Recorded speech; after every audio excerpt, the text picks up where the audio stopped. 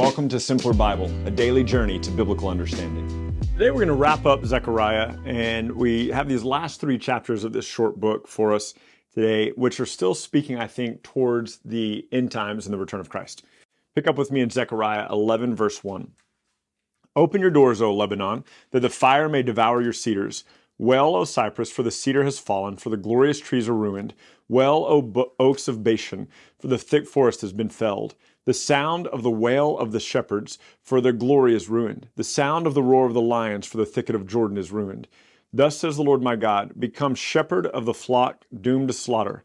Those who buy them slaughter them and go unpunished. And those who sell them say, Blessed be the Lord, I have become rich. And their own shepherds have no pity on them. For I will no longer have pity on the inhabitants of this land, declares the Lord. Behold, I will cause each of them to fall into the hand of his neighbor, and each into the hand of his king, and they will crush the land, and I will deliver none from their hand. So I became the shepherd of the flock, doomed to be slaughtered by the sheep traders. And I took two staffs, one named Favor and the other named Union, and tended the sheep. In 1 month I destroyed the 3 shepherds, but I became impatient with them, and they also detested me. So I said, I will not be your shepherd. What is to die, let it die. What is to be destroyed, let it be destroyed. And let those who are left devour the flesh of one another. I took my staff Favor and I broke it, annulling the covenant that I had made with all the peoples. So it was annulled on that day, and the sheep traders who were watching me knew that it was the word of the Lord. And then I said to them, If it seems good to you, give me my wages, but if not, keep them. And they weighed out to me as my wages 30 pieces of silver.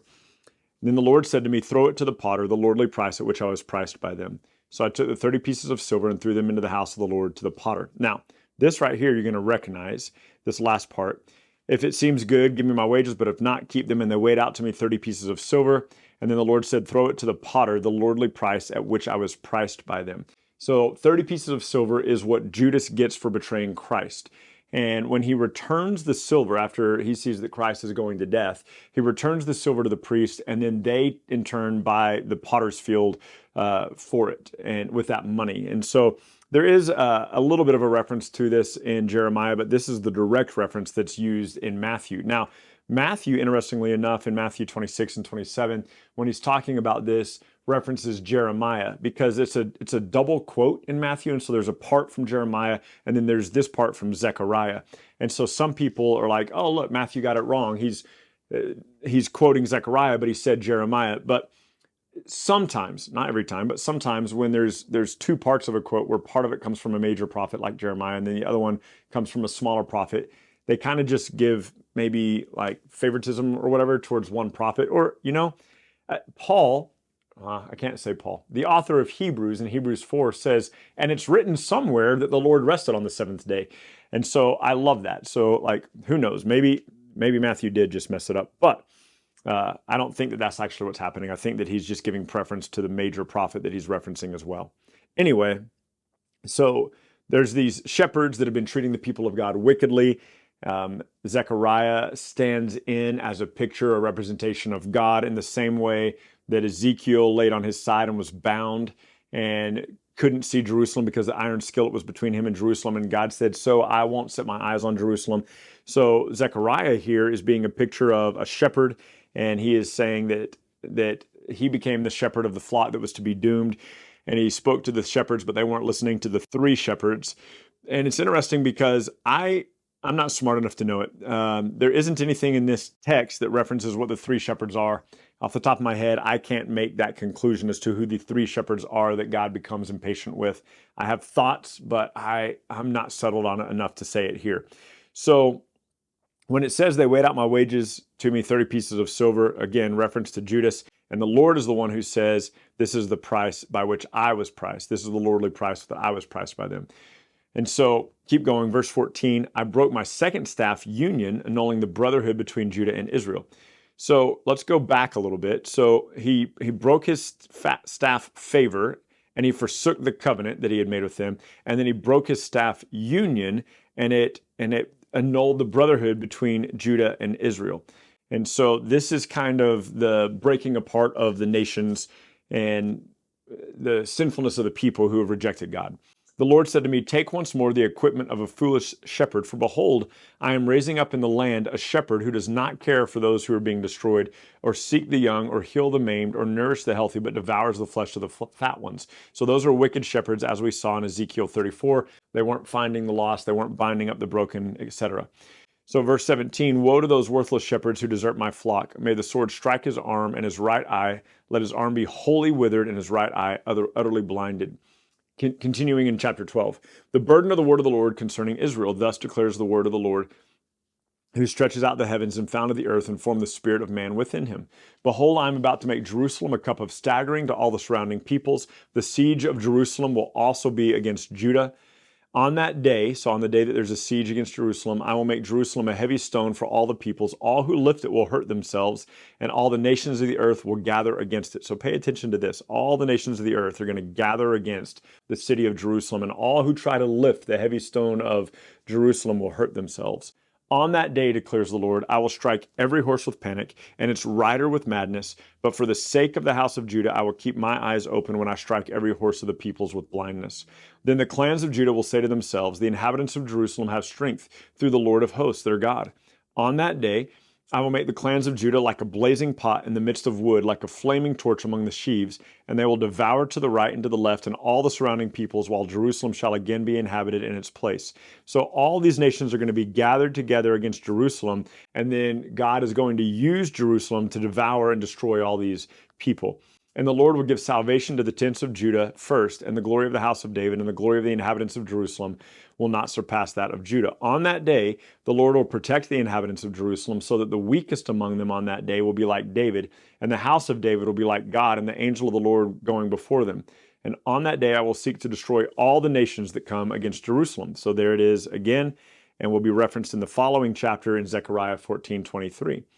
And I will pour out on the house of David and all the inhabitants of Jerusalem a spirit of grace and pleas for mercy when they look on me whom they have pierced. That's referenced in Revelation 1:7. This is again a reference to the return of Christ, for they will look on the one whom they have pierced, and they will mourn for him as one mourns for an only child, and weep bitterly over him as one weeps over the firstborn. On that day, the mourning in Jerusalem will be as great as the mourning as Hadad Ramon in the plain of Megiddo. That's Megiddo, it's Armageddon eventually. The land shall mourn each family by itself, the family of the house of David by itself, and their wives by themselves, the house of Nathan by itself, and the wives by themselves. The family of the house of Levi will mourn by itself, and their wives by themselves, and the Shemites by themselves, and the wives by themselves, and all the families that are left, each will weep by themselves, and the wives by themselves. Chapter 13, on that day, there will be a fountain opened for the house of David to the inhabitants of Jerusalem to cleanse them from all their sin and all their unrighteousness. And on that day, declares the Lord of hosts, I will cut off the names of the idols from the land, and they will be remembered no more. And I will remove from the land the prophets and the spirit of uncleanliness. And if anyone again prophesies, his father and mother who bore him will say to him, you will not live, for you speak lies in the name of the Lord. And his father and mother who bore him will pierce him through when he prophesies.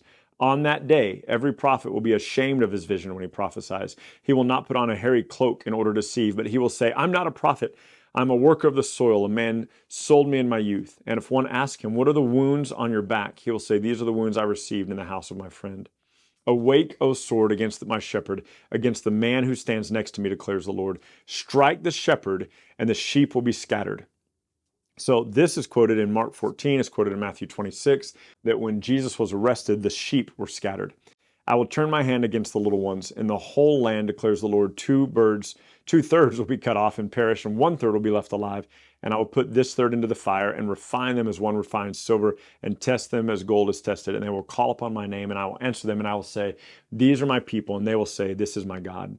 Final chapter of Zechariah, chapter 14. Behold, a day is coming for the Lord, when spoil will be taken from you and will be divided in your midst. For I will gather all the nations against Jerusalem to battle, and the city will be taken and the houses plundered and the women raped. Half of the city will go out into exile, but the rest of the people will not be cut off from the city. And then the Lord will go out and fight against those nations when he fights on the day of battle. On that day, his feet will stand on the Mount of Olives that lies before Jerusalem on the east, and the Mount of Olives will be split in two from east to west by a very wide valley, so that one half of the mount shall move northward and the other half southward. And you will flee to the valley to my mountains, for the valley of the mountains will reach Azel. And you shall flee as you fled from the earthquake in the days of Uzziah, king of Judah. Then the Lord my God will come with all his holy ones with him. And on that day, so the Lord will come with all my holy ones with him. That's kind of similar to what we're seeing in Revelation 19, 11 through 16, that when Christ shows up, he comes with all the armies of the host of heavens at his heels. On that day, there will be no light, cold, or frost, and there will be a unique day which is known to the Lord, neither day nor night, but at evening time there will be light. On that day, living waters will flow out from Jerusalem, half to the east sea, half to the western sea, and it will continue in summer and in winter. So these references are found for us in Revelation 22, verse 5, and Revelation 21, verse 23, that God is the glory that illumines heaven, but also the stream of the river of life, the living waters that flow out and produce life. And the Lord will be king over all the earth on that day, and the Lord will be one, and his name will be one. And the whole land will be turned into a plain from Geba to Rimmon south of Jerusalem. But Jerusalem will remain aloft on its site, from the gates of Benjamin to the place of the former gate, to the corner gate, and from the tower of Hananel to the king's wine presses. And it will be inhabited, for there shall never again be a decree of utter destruction. Jerusalem will from that point forward dwell in security. And this shall be the plague with which the Lord will strike all the peoples that wage war against Jerusalem, that we saw 2 chapters ago, gathered against Jerusalem. Their flesh will rot while they're still standing on their feet. Their eyes will rot in their sockets, and their tongues will rot in their mouths. And on that day, a great panic from the Lord will fall on those who oppose Jerusalem, so that each will seize the hand of another, and the hand of one will be raised against the hand of another. Even Judah will fight against Jerusalem, and the wealth of all the surrounding nations will be collected, gold, silver, and garments in great abundance. And a plague like this plague will fall on the horses and mules and camels and donkeys and whatever beasts may be in those camps. Then everyone who survives of all the nations that have come against Jerusalem will go up year after year to worship the King, the Lord of hosts, and to keep his feast of booths. So all the nations that gathered against Jerusalem will come back year after year to worship the Lord. And if any of the families of the earth do not go up to Jerusalem to worship the King, the Lord of hosts, there will be no rain on those nations. And if the family of Egypt does not go up and present themselves, then on them there shall be no rain, and there will be plague with which the Lord afflicts the nations that do not go up to keep the Feast of Booths. And this shall be the punishment to Egypt and the punishment to the nations that do not keep the Feast of Booths. On that day there will be inscribed on the bells of the horses, Holy to God. And the pots in the house of the Lord shall be as bowls before the altar. And every pot in Jerusalem and Judah will be holy to the Lord of hosts, so that all who sacrifice may come and take them and boil the meat of the sacrifice in them. And there will no longer be a trader, not traitor, trader, in the house of the Lord, all of the host on that day. And so Zechariah, lots of mysterious stuff, telling you that I don't understand the fullness of it. There are definitely some ties to Revelation. There are definitely some ties, in my opinion, there are to the end of Isaiah. Some of the things that Isaiah says, definitely, I think, some connections to what we see about the last days in Ezekiel and Daniel. And so Zechariah, during the days of Haggai, as the temple is being built, keep this in mind. He's prophesying as the temple is being built. The people are going, oh, good, the temple's being built. God's restoring us. God's rebuilding us. And Zechariah is prophesying of future days far out there that they, as of yet, have not been able to fathom or comprehend. And that, I think, for the most part, even we believers are still struggling to fathom and comprehend these last days of the Lord, which is why there are so many people who have different end times views, and there's so much debate about it. But that's Zechariah. Like I said, when we started him a couple of days ago, it is becoming one of my favorite books, and I long to understand it on a deeper level. And when I do, I'll share that with you at some point. But tomorrow we're going to start in Esther. We're going to spend a couple of days in the book of Esther, so join us then. It's a short book. If you wanted to read ahead, you can be prepared for the next few days. Have a good day, and we'll talk to you next time. Thank you so much for journeying with us today at Simpler Bible. Together, you and I have looked at another passage of Scripture and come to know the Bible a little bit better and enjoy God more fully. This video, along with all of our videos, can be found at simplerbible.com, where you can enjoy our Through the Bible in a Year course. You can also enjoy a wealth of resources, blog posts that take you a little bit deeper into the text, a Bible study format that you can use with your small groups or your family, and we're creating new content all the time, all with the commitment to help us be people who know and enjoy God more fully. Thank you so much for being part of it, and we can't wait to see you next time.